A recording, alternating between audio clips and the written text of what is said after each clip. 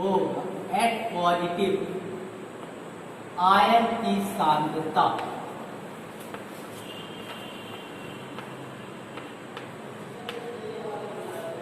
H positive ion की सांद्रता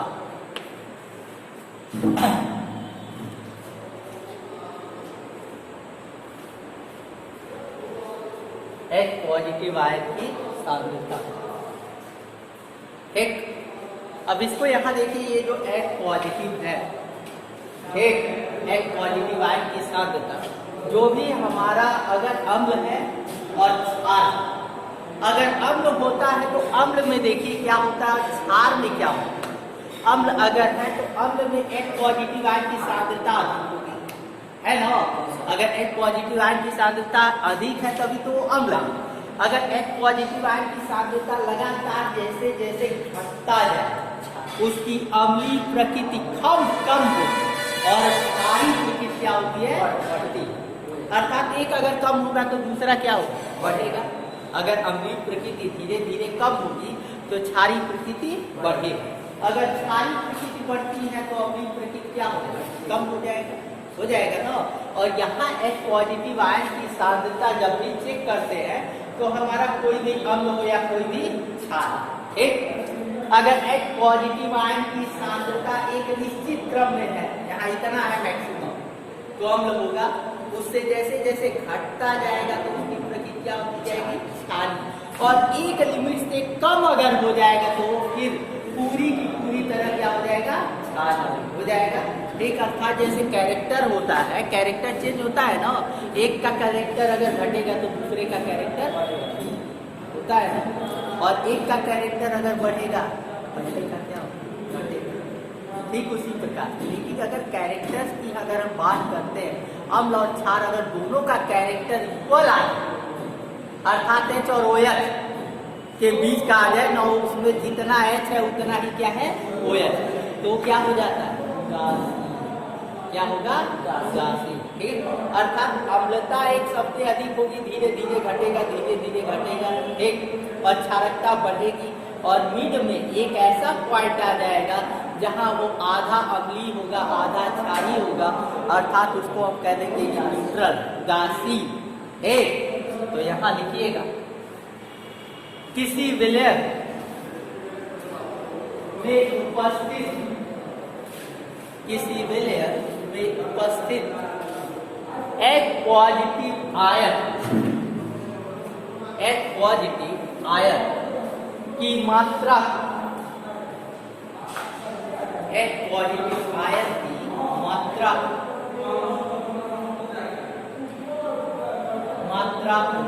उस विलय का H पॉजिटिव सांद्रण करते हैं।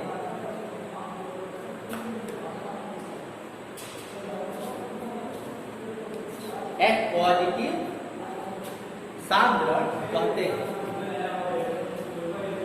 ठीक, अर्थात हम यहाँ चेक करते हैं और चेक करेंगे, ये देखेंगे कि H पॉजिटिव कितना है, तो हम कहेंगे कि ये अधिक अम्लीय है कि ये कम है, या ये क्षारीय है। ये किस पर डिपेंड करेगा, H पॉजिटिव आयन। वैसे अगर H पॉजिटिव आयन को हम हटा दें तो फिर OH आयन पर भी डिपेंड करेगा ना, OH आयन की मात्रा पर भी ये डिपेंड करता है। होता क्या है इसको हम बता दें।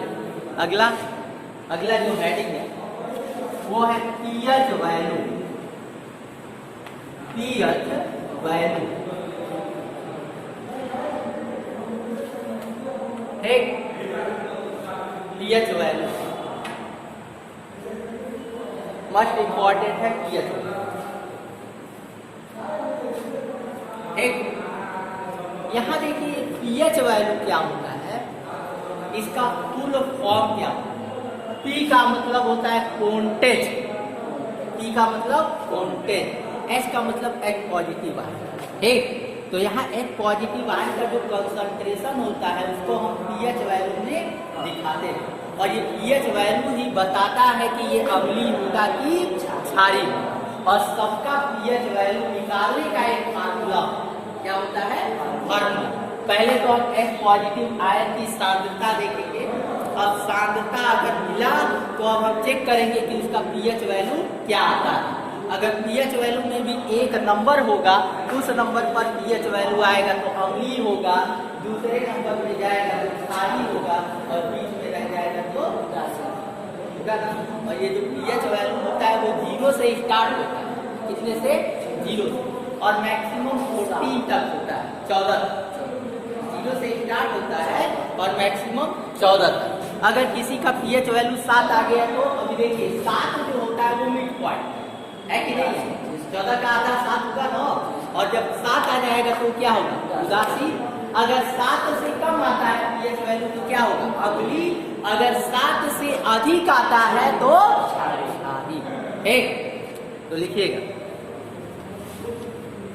किसी विलयन का पीएच मान, किसी विलयन का पीएच मान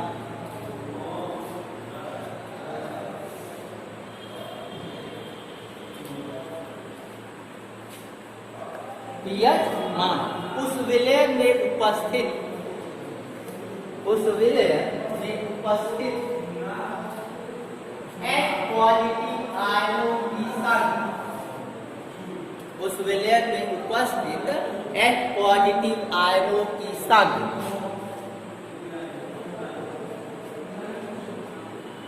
H पॉजिटिव आयनों की संख्या के 10 के आधार पर, 10 के आधार पर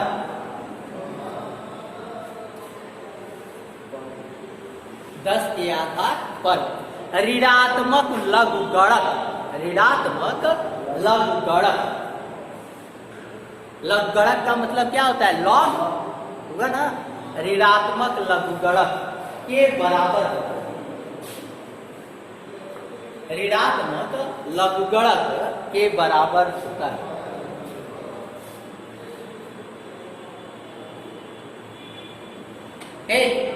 अब यहां देखिएगा फार्मूला है, पीएच वैल्यू इक्वल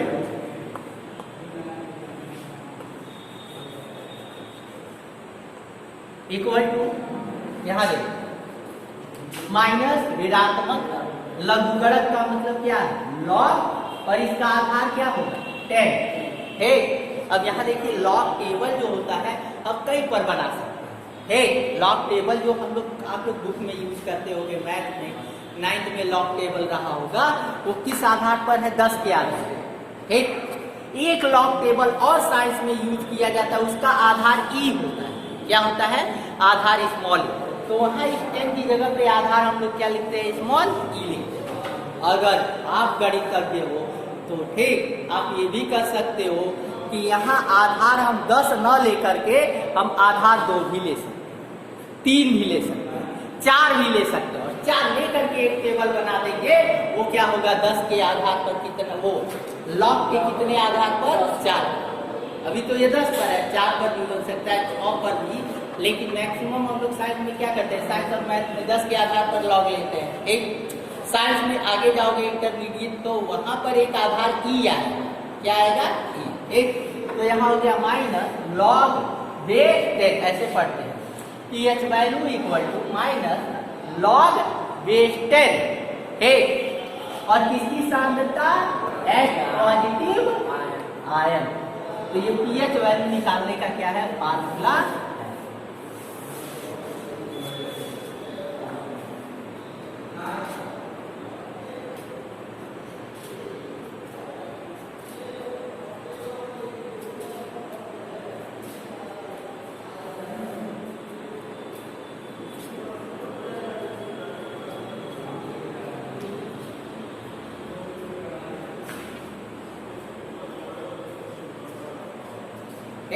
अब इसको कैसे हम लगाएंगे? एक तो हम लोग क्या कर रहे हैं आपको बता दे रहे हैं, ठीक? तो एग्जाम्पल लिखिएगा, एग्जाम्पल लिखिएगा। यदि किसी विलयन, यदि किसी विलयन H पॉजिटिव आयन की संख्या, यदि किसी विलयन में H पॉजिटिव आयन की संख्या 1 गुणे 10 के घात माइनस 8, 1 गुणे 10 के घात माइनस 8 है तो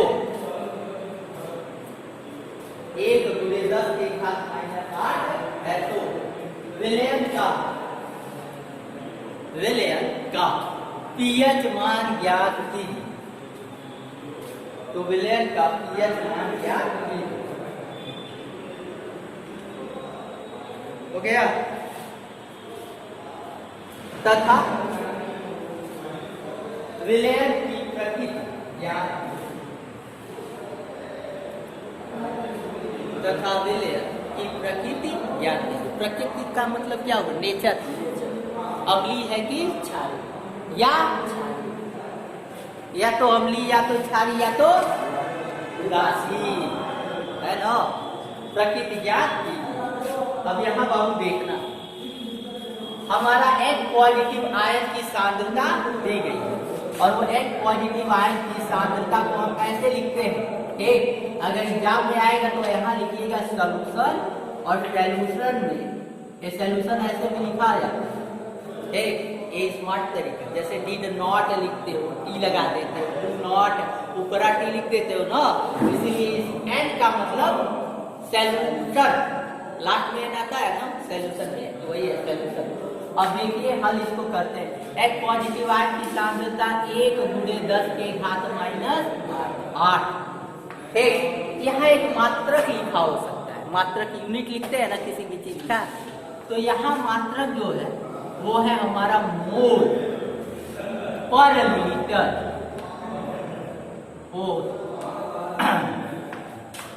क्वेश्चन में कर लीजिएगा 1 गुणे 10 के घात 8 मोल पर लीटर, ये लिख लीजिए। अब इसका पीएच वैल्यू निकाला जाए, ऐसे ही आता है क्वेश्चन में। एक अभी ये बताएंगे कि कहीं एक पॉजिटिव आयन की सांद्रता न देख करके OH निगेटिव आयन की सांद्रता, तब पीएच वैल्यू हम कैसे निकालेंगे।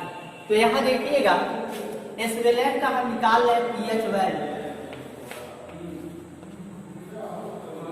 PH value equal to formula minus log base 10 और H पॉजिटिव आयन की सांद्रता। हो गया।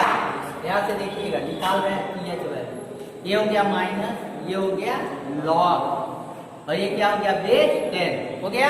H पॉजिटिव आयन की सांद्रता कितनी दी गई है? 1 गुणे 10 के घात माइनस 8, ये दिया। ठीक, अब यहाँ देखिएगा ये माइनस को ऐसे ही है, ये लॉग बेस 10 लिखा है, इस माइनस को आप रहने दो। लॉग बेस 10, इसको मान लो A, इसको मान लो B। तो मैथ का एक फार्मूला होता है लॉग AB, A गुणे B, यानी log AB। Log AB equal to क्या होता है बाबू?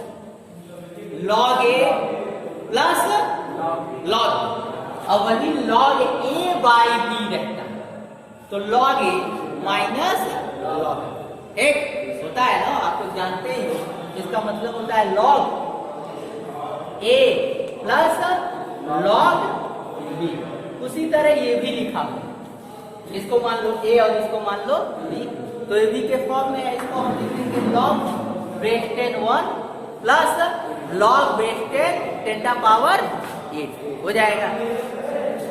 कहीं दिक्कत होगा आप लोग बताइए। अब यहाँ चेक करिएगा, माइनस हमने कहा, अब ये लॉग अंदर जाएगा, ये हम कर देंगे लॉग बेस 10 1 प्लस, ठीक बुरा है तो प्लस लॉग बेस 10, दोनों की जगह बेस 10 तो रहेगा, एक और क्या हो जाएगा 10 के घात माइनस 8 हो जाएगा ना। अब 9th में देखिए आप लोग ये हो गए log 1 बेस 10, इसका मान 0, log 1 बेस 10 का मान कितना होता है? ठीक, तो इसका मान क्या हो गया? 0। अब यहां देखो लॉग में घात क्या होता है? आगे आता है ना, अर्थात हमेशा क्या होता है लॉग के आगे, तो हो जाएगा -8 हो गया। और मिलेगा क्या लॉग बेस 10 और क्या 10, यही तो बचा। ये -8 कहाँ गया आगे, ठीक। अब यहां देखिएगा ये हो जाएगा -0 -8 और log 10 बेस 10 का मान कितना 1, log कितना 10 बेस 10 का मान 1, log 10 बेस 10 का मान कितना 1। अगर जो संख्या है और उसी का उतना ही बेस तो उसका मान हमेशा क्या आएगा ना। अगर मान लो ऐसे लिखा हो log बेस ए और ए दिया तभी इसका मान कितना होगा 1, क्योंकि जो log में है संख्या वही उसका क्या है बेस है, बेस है। ये हो जाएगा 1 और मल्टीप्लाई क्या कर देंगे 1 कर देंगे। अब यहाँ देखिए 8 को इसमें से इसमें गुणा कर -8 आएगा ना, 0 से कोई मतलब है नहीं, -8 हो गया। अब यहाँ माइनस से गुणा करेंगे क्या आएगा 8, यह वैल्यू हमारा कितना है 8, और जब 8 आएगा तो यहाँ देखिए 7 से अगर अधिक आता है क्षारीय, अगर 7 से कम आएगा तो क्या अम्लीय, अगर कहीं 7 आ जाता है जल का पीएच वैल्यू कितना 7 जानते हैं। दिया है उसको घात के रूप में लिखना पड़ेगा, पावर के रूप में। एक बाबू एक फार्मूला नोट कर लीजिए, वो काम है, ठीक। पता नहीं बुक में दिया होगा या नहीं दिया होगा, देखिएगा जल का आयनिक गुणनफल,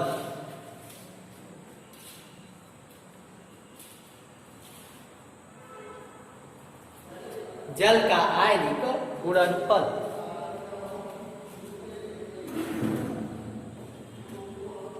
अब यहाँ ध्यान दीजिएगा, मैंने बताया कि जल जो होता है वो उदासीन, अर्थात जितना H देगा उतना ही OH देगा ना, और वही जो दो आयन देता है जल, और उसी के गुणनफल को हम जल का आयनिक गुणनफल कहते हैं। जल का जब भी आयनन होगा तो यहाँ देखिए जल जब भी टूटेगा तो H2O हो गया ना, और ये जो H2O होगा ये 2 पार्ट में टूटता है। कितने पार्ट में 2 पार्ट, एक होता है H पॉजिटिव और दूसरा क्या होता है OH निगेटिव, है ना। अर्थात जितना H है उतना ही OH है, तो हम ये कह सकते हैं कि जल जो होगा वो क्या होगा उदासीन होगा ही। अब इसका जो आयनिक गुणनफल होता है उसकी वैल्यू कितनी होती है यही हमको लिखना, कि दोनों का गुणा कितना, ठीक। तो लिखिएगा जल का आयनन कराने,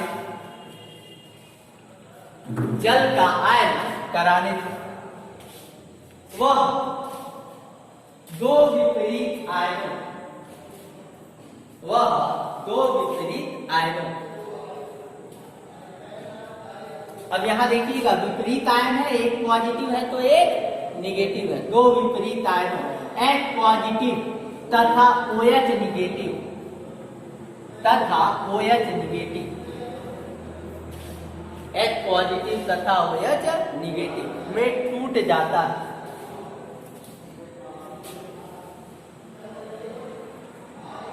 ठीक, अब यहाँ फिर से आप लोग ध्यान दीजिएगा, जल का आयनन हुआ और आयनन कराते, आयनन जानते हैं आपको कैसे होता है। जल का आयनन अगर हमको कराना हो, अर्थात जल को तोड़ना हो 2 विपरीत आयन में, तो हम लोग करेंगे। यहाँ देखिए किसी भी चीज का आयनन कराना, ठीक, तो उसमें कुछ ना कुछ चीजों को हम डालेंगे, वही उसको तोड़ने का काम करेंगे। अकेले है तो वो नहीं टूटेगा, लेकिन कुछ पड़ेगा तो वो टूटेगा, ठीक। और तोड़ता क्या है, या तो कोई भी आप अम्ल डाल दें थोड़ा, या तो कोई क्षार डाल, वो जल को क्या करेगा तोड़ेगा। यहाँ HCl कर दे हल्का सा, ठीक हो गया। ये आयन में क्या होगा टूट जाएगा, और जब आयन में टूट गया तो 2 विपरीत आयन मिलते हैं, और इस आयनों के गुणनफल को ही हम लोग क्या कहते हैं जल का आयन। तो 2 विपरीत आयनों में टूटता है पॉजिटिव तथा OH निगेटिव। इन आयनों के गुणनफल इन आयन के गुणनफल कुल, इन आयनों के गुणनफल कुल जल का आयनिक गुणनफल कहते हैं।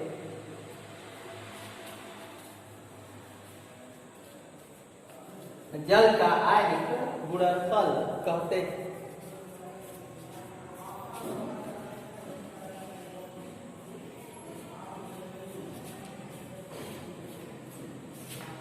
ठीक, अब यहां देखिएगा, ये जल के दो आयन हैं और इन्हीं का गुणनफल H पॉजिटिव गुणे क्या OH निगेटिव। अब इसका मान आप लोग जानते हो कितना होता है, 1 × 10 के घात -14। कितना होता है, 1 × 10 के घात -14। इन दोनों का गुणा मोल प्रति लीटर। ठीक, यही होता है जल का आयनिक गुणनफल।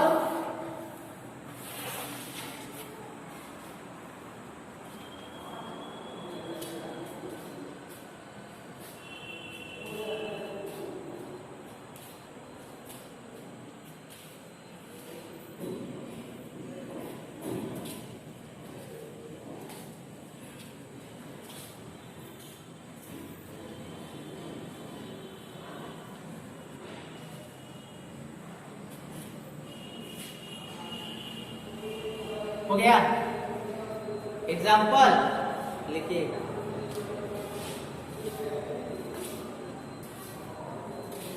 किसी जलीय विलयन, किसी जलीय विलयन OH निगेटिव आयनों की संग, OH निगेटिव आयनों की संग 1 × 10 के घात -1 × 10 के घात -9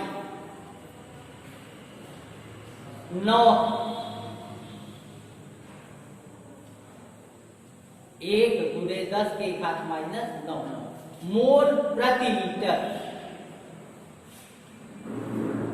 मोल प्रति लीटर।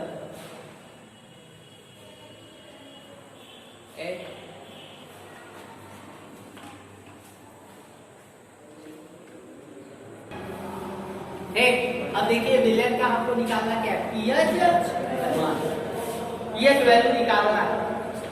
दिया गया है OH निगेटिव है, आयन की सांद्रता कितना 1 × 10 के घात -9। मात्रक हमेशा वही रहेगा, मोल पर लीटर। एक और मोल पर लीटर हमने ऐसे लिखा है ना, कभी कभी करता क्या एग्जाम बुक, ये मोल पर लीटर न लिख करके कैपिटल M, क्या लिखा होगा कैपिटल M। अगर कैपिटल M भी लिखा है तो समझना मोल पर एक। अब यहाँ देखिए निकालना क्या है पीएच वैल्यू, लेकिन पीएच वैल्यू का कहोगे सर जी फार्मूला जो बताया उसमें H पॉजिटिव है और यहाँ दिया क्या है OH निगेटिव। अप्लाई तो कर नहीं पाएंगे, तो अब सबसे पहले H पॉजिटिव निकालेंगे। किसको निकालेंगे H पॉजिटिव, क्योंकि फार्मूले में H पॉजिटिव। H पॉजिटिव निकालने के लिए यहाँ देखिए हम लोग जानते हैं, we know that H positive multiply OH negative. ठीक, कितना होता है 1 × 10 के घात -14 बाई 1 × 10 के घात कितना 14। अब OH निगेटिव का मान दिया, ये वैल्यू को यहाँ रखना, तो ये हो जाएगा H पॉजिटिव हो जाएगा और मल्टीप्लाई OH निगेटिव की वैल्यू रखोगे तो 1 × 10 के घात -9 इक्वल 1 × 10 के घात 9। ठीक गया। अब आगे चलते तो एक पॉजिटिव इक्वल टू, अब यहाँ देखो ये बीच में क्या है गुणनफल, गुणा है ना जल का आयनिक गुणनफल। अब ये इधर जाएगा तो किस में जाएगा भाग में, बिल्कुल सही 1 × 10 के घात -14 और भागा 1 गुणे 10 के घात माइनस 9। अब ये तो एक से एक को काट कोई दिक्कत एक। अब यहाँ ये घात किसमें है? नीचे माइनस में है ना, ऊपर जाएगा तो प्लस में। अगर कहीं नीचे प्लस में होता ऊपर जाएगा तो उल्टा। एक अब इसको काटा जाए और इसको प्लस। अब h पॉजिटिव इक्वल टू मिला क्या? 10 के घात कितना माइनस कितना, अरे 14 में से 9 घटाओ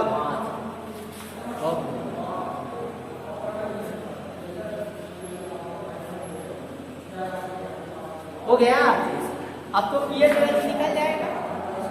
H पॉजिटिव हमारा आ गया और जब H पॉजिटिव आ जाएगा तो पीएच वैल्यू हम निकल।